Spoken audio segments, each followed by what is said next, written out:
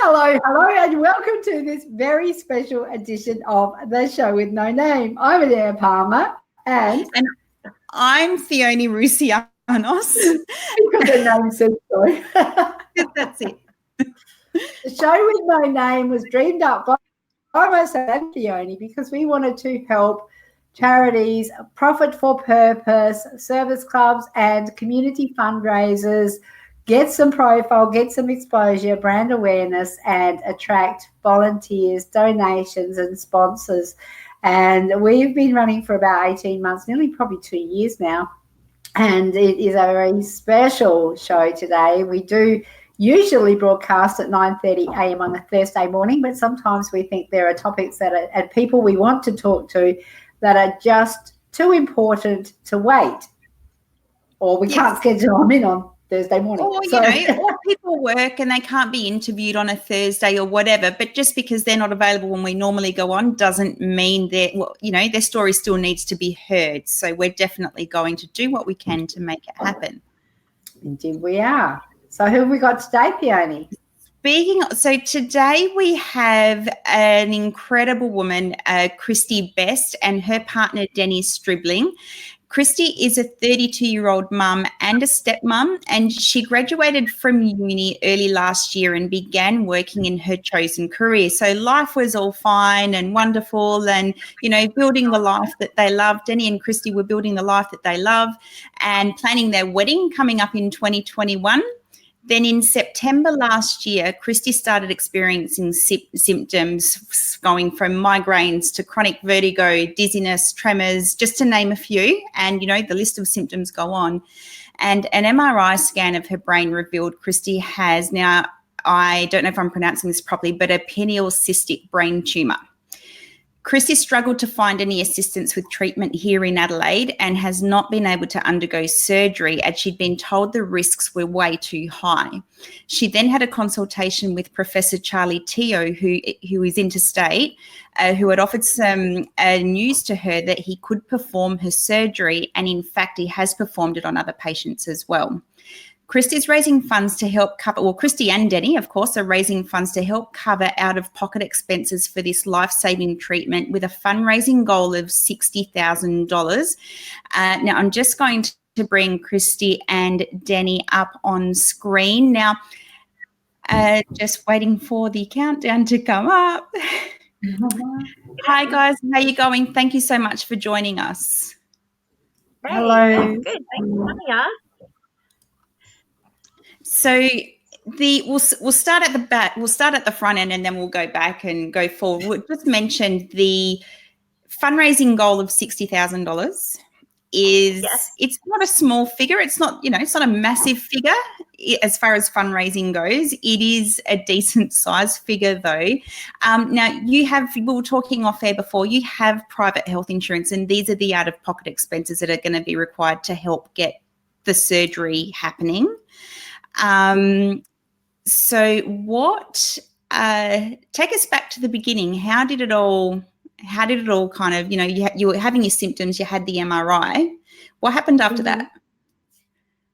I guess it was around September last year. I just started getting these really bad, crazy pressure headaches and migraines out of the blue.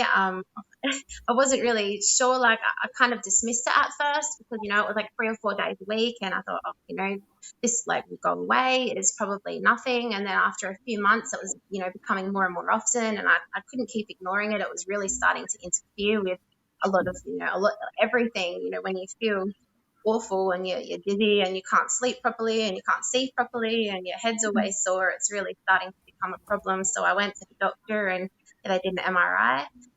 They found, I've been told it's pineal, but some people say pineal, so either or, tomatoes. They found the pineal cyst. So the pineal gland is smack in the center of the brain. So if you imagine the brain goes all the way around, the brain stem comes straight up the middle, and the pineal gland sits directly on top of the brain stem, and the cyst is attached to that. So it narrows the pathway for the spinal fluid to get through, and it causes a build-up of the spinal fluid, which is called hydrocephalus. Yeah, and it happens intermittently. So I guess when my symptoms are worse, it would be when it's the narrowing's worse. So different things cause it, like different position, or if you bend too far forward or lay too far back, or if you get your heart rate up too much, it makes the pressure too much, it causes the narrowing, and it brings on all the symptoms. They found it, and my doctor at first wasn't entirely convinced that it was the cause of all my problems. She said, no, it can't be it, you know. She didn't really know much about it. It's not overly common. She just said, you know, not really sure. It must be something else. So she ran just about every blood test under the sun. She was like, you know, maybe you've got meningitis, maybe you've got this, maybe you've got that. They sent me to a neuro-ophthalmologist. They thought I had this thing called idiopathic intracranial hypertension. So I had some treatment, like they did some other observations and tests, and it wasn't that. I went saw a neurologist, and I was trialed on different migraine type medications to see if that would get the symptoms under control. I had allergic reactions to most of them. They caused like rashes and things all over my body, like different types of anti-seizure medications, things like that they tried. Nothing really worked. I went, had a lumbar puncture done because they wanted to see if removing some of the spinal fluid might help relieve some of the pressure. That didn't do anything to help either. I went to see a neurosurgical team at the Lal McEwen Hospital. They didn't really do anything. They said they couldn't help. They referred me to a pain clinic. And I went to the pain clinic, and they told me just keep seeing the neurologist who was giving me the tablets that weren't working. So then I went and sought out the help of a private neurosurgeon here in Adelaide. And he basically said to me, look, I'm not prepared to operate. So it's just been this ongoing for months of just trying thing after thing, trying to see different doctors, different specialists, just different, and everything else comes back fine. The only thing that's out of place is this. It's the only thing. Like everything else, I'm otherwise, you know, fit and healthy. It's just everything comes back to this, and I'm just getting, Sorry. So without the surgery, what does life mean for you? I guess it just continues down this path of constant symptoms. Like it's, it's not just every few days now, it's all the time. So every single day I wake up, I have this constant pressure migraine in my head. It gets worse sometimes, and I get a lot of my vision's always really blurry. I get a lot of like black lines and things in the way, particularly in my right eye. I get lots of like blank spots where I can't see properly. I always have very bad vertigo and dizziness, like to the point where sometimes I stagger when I walk. My right hand tremors a lot. I can't sleep properly. The pineal gland is responsible for making melatonin in the body. And so I guess when it's malfunctioning, you have a lot of problems around sleep. I can't sleep laying flat anymore either, because when I lay flat for too long, it builds up the pressure really badly in my head. So I have to sleep propped up on a foam wedge. Oh, what else does it do? So much. I have really bad brain fog. I get really forgetful. I stumble with my words a lot more now than I used to. It's just, and I guess the pressure headache and the migraines, it interferes like so much. You know, you'll have plans to do something and you just can't even keep your eyes open because there's so much pressure. You feel like your eyes are going to pop out of your head, so you just have to like stop, talk down, game over. That's your day done. But I guess one thing Dr. Teo did say, because I asked him, because when they first found the cyst, it was 7 millimeters in diameter, and then that was in December last year, and then when we went over to New South Wales and had our consultation with Dr. Teo, it was in April, and he did another MRI then at that point in time, and it had grown to almost 12 millimeters in diameter between December and April. And I said to him, what happens if it keeps growing? Like, what happens? And he said, well, if it got big enough and it completely blocked the flow of spinal fluid, you would die. That's just how it is. But no one wants to touch it because there's not a lot of research done into this. It's a really dangerous part of the brain to be operating on or poking around in. So I guess they just don't feel that it's worth the risk. So Dr. Teo is trying to sort of pioneer this and make it become like a more mainstream treatment to help sufferers, because otherwise they're just kind of left in the lurch.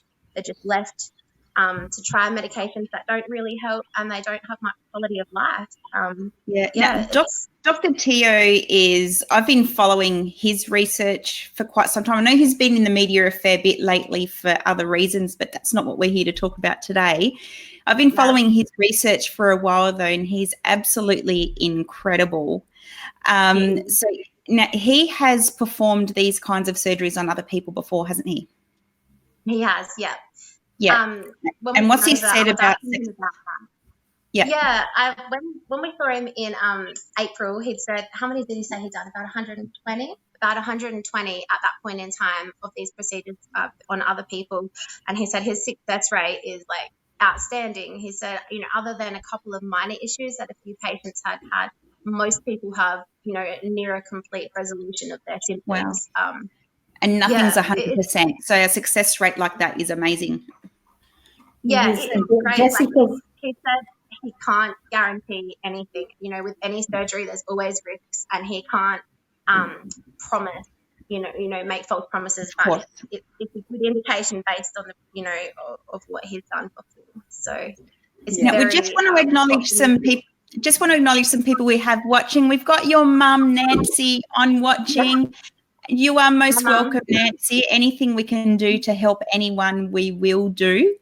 And the other thing along that is you will see across the bottom of the screen there are some words that are scrolling through. It says, invite your friends to watch and listen.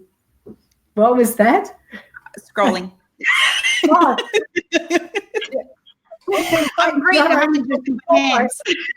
Not only does she talk over me, hand moved over me. Oh, so I love working with a Greek woman. So I have to get my steps up on my Fitbit. I have to keep talking. Oh, okay, so how it works. So Jessica is asking, hi Jessica, and thank you for joining us. So she's asking, are you on medication, Krystie? I'm currently not on any of the preventers. So I've been through a whole different heap. I've tried a lot of different ones, and the doctor and the neurologist just decided it was better for me to have a break from many of the regular preventers because my body was just reacting badly to everything. So I tried NDEP, which wasn't effective. It just made me a bit drowsy. I tried varying dosages of it over time, like, for a good 6-8 weeks at a time. I tried one called propranolol, which is supposed to reduce your blood pressure, reduce the pressure in your head, to see if that would be effective, but it reduced my blood pressure too far that I then had too many issues with that. I tried one called carbamazepine, which is an anti-seizure type medication, which gave me this horrendous rash. Like, it was so bad. For about 3 weeks, I couldn't stop itching my skin off. I had to get steroid injections, and it did something to a protein in my liver, which caused the rash, which it took ages to settle back to normal. I've tried migraine treatment tablets. So I've tried, what were they called? Like sumatriptan is one that people who suffer migraines use, and another one called Maxalt, which is like a wafer you put under your tongue. So they're ones that you would use while you're having the migraine as opposed to being a preventer, neither of which did anything to help. And they're all medications that are treating the symptoms caused by something else anyway. So, yeah.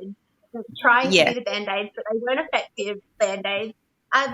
When I have really bad symptoms, about the only things that will somewhat take the edge off are taking tramadol or endone, which are not good things to be wanting to take regularly. So I do limit that. But I find that like your aspirin and your Nurofen and paracetamol, it does nothing. They're just tic-tac. So I've kind of gotten to a point where I feel like it's almost irrelevant taking it because I don't feel any better if I have it or if I don't. Yeah. Now, Denny, you are a supportive partner there, of course, and we will forgive you for going for Richmond. Congratulations on yesterday's win, going slightly off topic. That's gone straight over Adair's head. Adair and sports don't mix. Well, they do a little bit.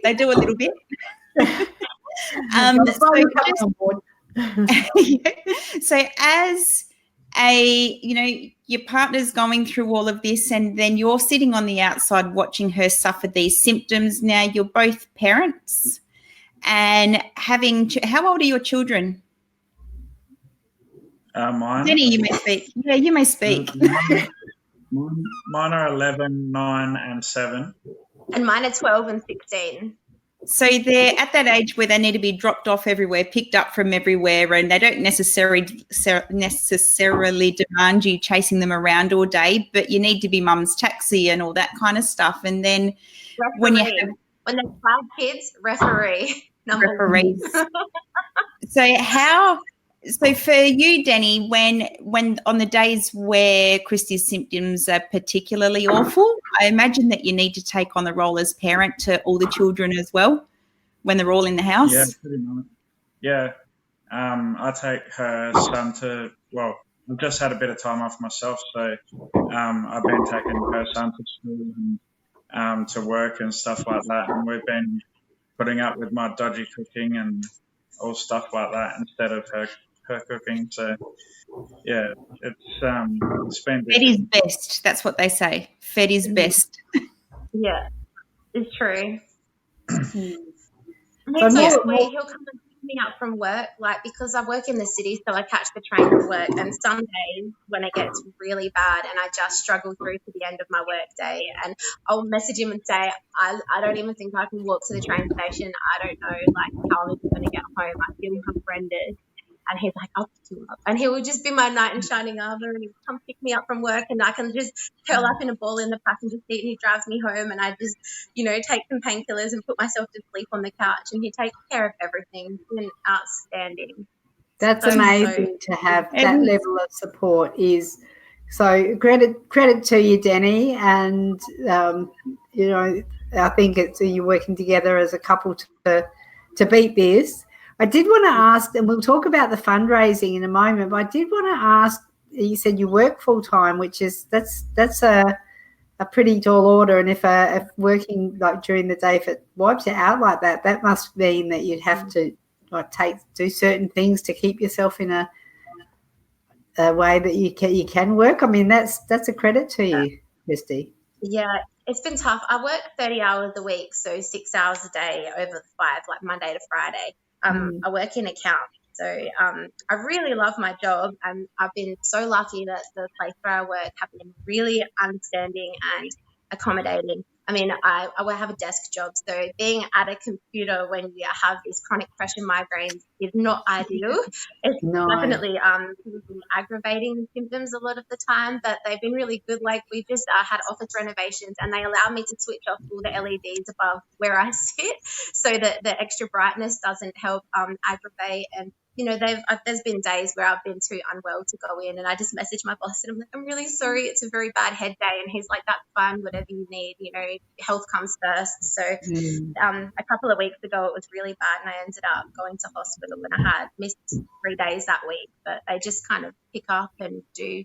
Yeah, they've been very good about everything, so I'm very lucky. But having a supportive, support at work makes the world of difference as well. When if you're made to feel that should be your priority, and it can happen. But they, what we say about guilt. What do we say about guilt, Adair? It's a wasted emotion. Yeah. It is, because I can't change it, so I should just accept it, but I can't help but feel bad because I feel like I'm letting down the team, but they're very understanding, so I'm lucky to have that. That is really cool. You feel free to give them a shout out if you want, but it's entirely up to you. I work at a place called MacArthur Recruitment in the city in Grenfell Street, so if you're looking for a job. You're looking for a job or a great place to work. There's so many workplaces so many workplaces do make it hard for their employees. So go MacArthur, way to go. Yeah, fantastic. Good place to work, obviously, with great people in there. I just wanted to mention that Rous said that she didn't know. We'll talk about Maria in a minute, but Rous said she didn't know it was gluten-free day yesterday. No, either. Grand final.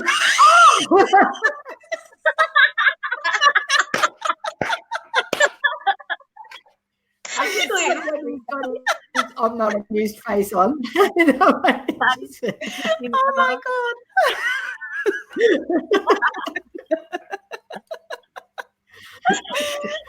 Were you serious just then?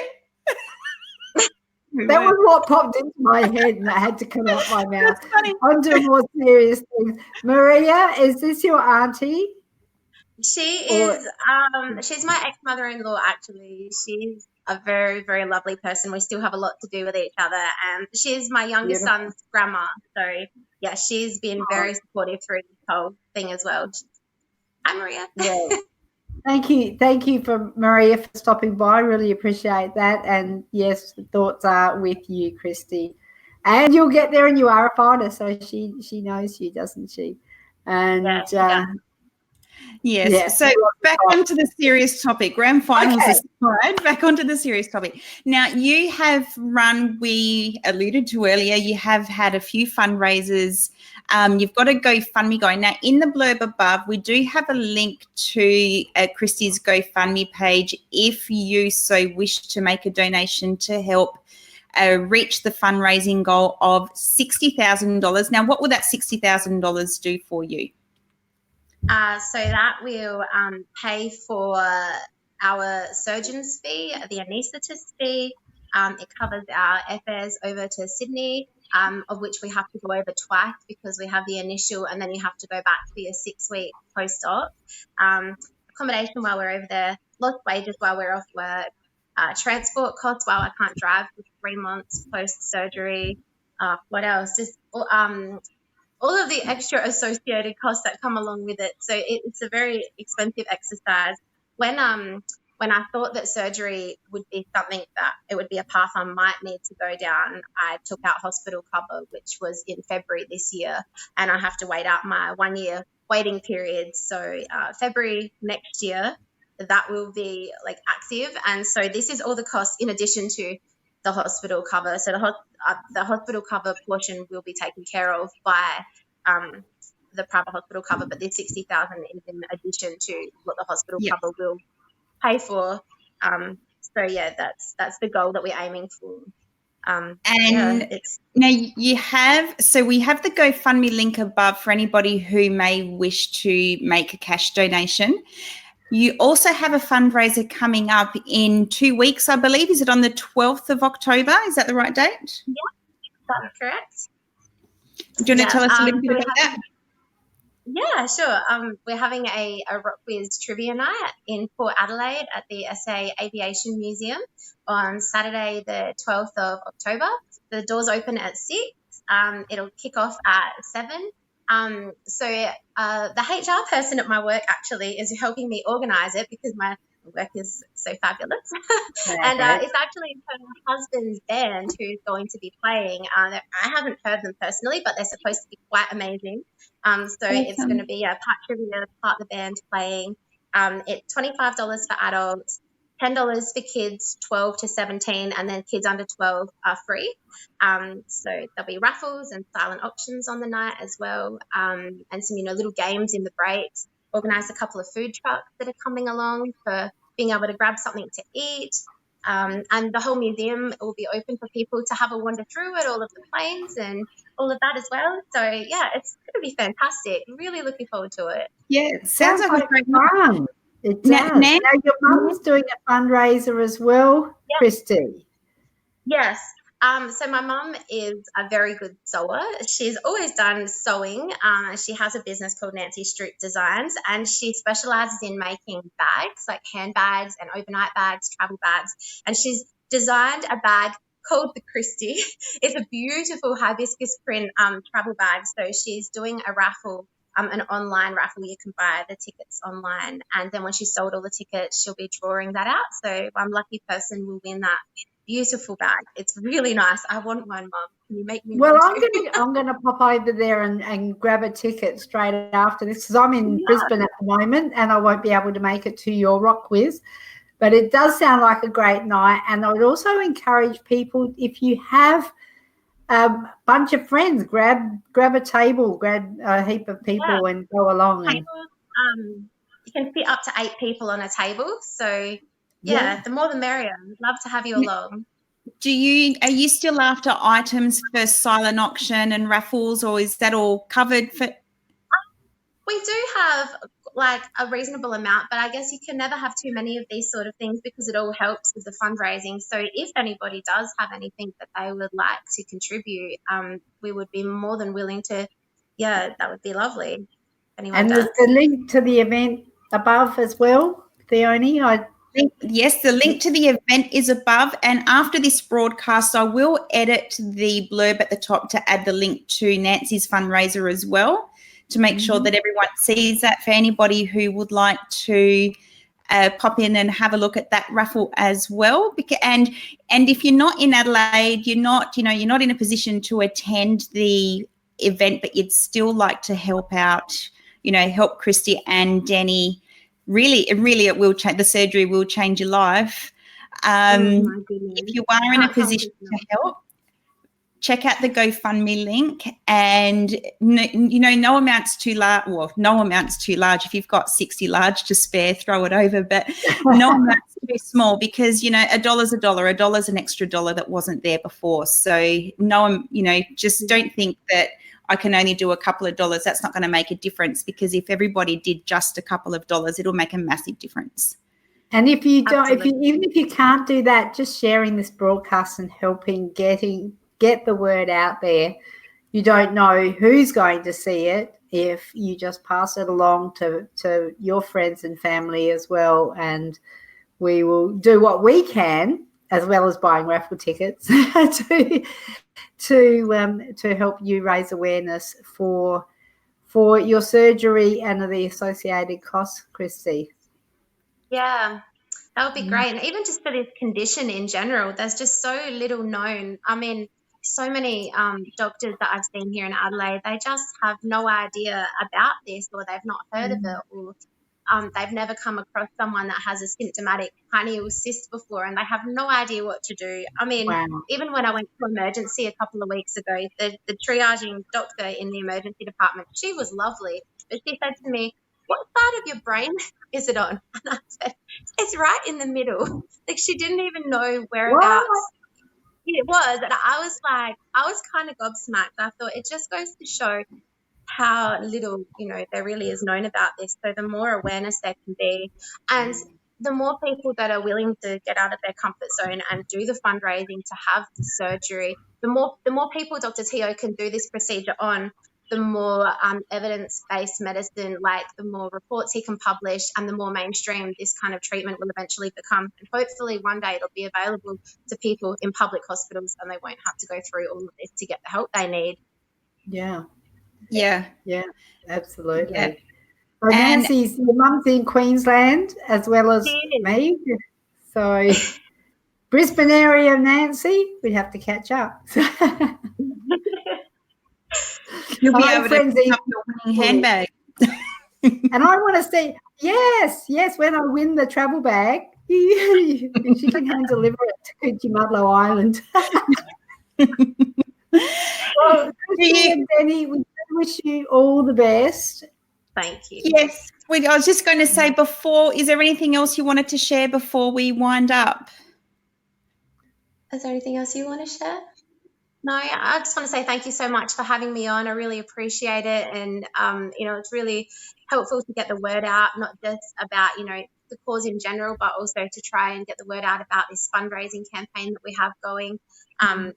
Anything that anyone can do to help. We're so grateful. We just cannot wait to get back to our normal lives, our normal everyday, any help is so appreciated. So thank you so much for watching. Well, Krystie, we'd love to touch base again, and as you continue your journey, and see how you go, and celebrate you being spat out the other end with a successful treatment next year. So please do I'll come on here and I'll have a chat and show you my shaved patch of hair.